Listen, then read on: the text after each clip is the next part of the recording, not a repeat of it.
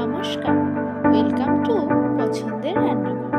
পছন্দের রান্নাঘরে আপনাদের সকলকে স্বাগত জানাই।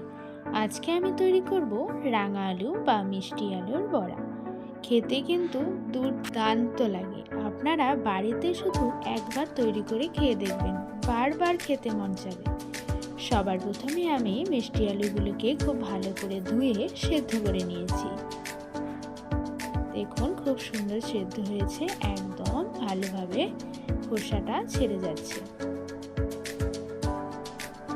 ভালো করে এভাবে খোসা ছাড়িয়ে নিতে হবে।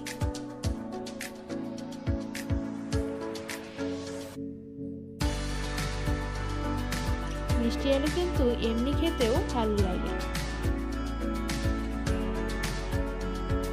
দেখুন আমি খোসা ছাড়িয়ে নিয়েছি, এবার আমি খুব ভালো করে ম্যাশ করে নিচ্ছি। আপনারা হাতের সাহায্যে বা চামচ দিয়েও ম্যাশ করে নিতে পারেন। খুব ভালো করে ম্যাশ করে নিতে হবে যাতে গোটা গোটা না থাকে। তারপর আমি এখানে দিয়ে দিচ্ছি আটা, দিয়ে দিচ্ছি সামান্য পরিমাণে ময়দা,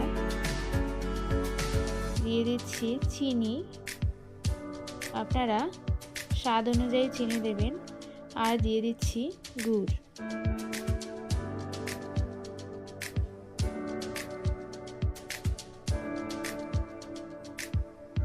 দিয়ে দিচ্ছি দুটো কলা। কলা দিলে কিন্তু খেতে আরো ভালো লাগে। আপনারা অবশ্যই কলাটি দেওয়ার চেষ্টা করুন। এবার খুব ভালোভাবে হাত দিয়ে মেখে নিতে হবে। দেখুন আমি খুব ভালো করে মেখে নিয়েছি। আপনারা কিন্তু জল দেবেন না, জল দিলে কিন্তু নরম হয়ে যাবে। তারপর তেল হালকা গরম করে ভালো করে উল্টে পাল্টে বড়াগুলিকে দিয়ে ভেজে নিলেই তৈরি হয়ে যাবে আজকের রেসিপি মিষ্টি আলু বা রাঙা আলুর বড়া।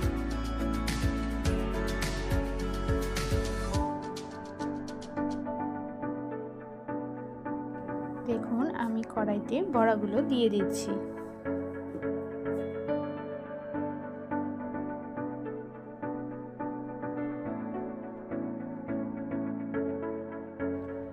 উল্টে পাল্টে খুব ভালো করে লাল লাল করে ভেজে নিতে হবে।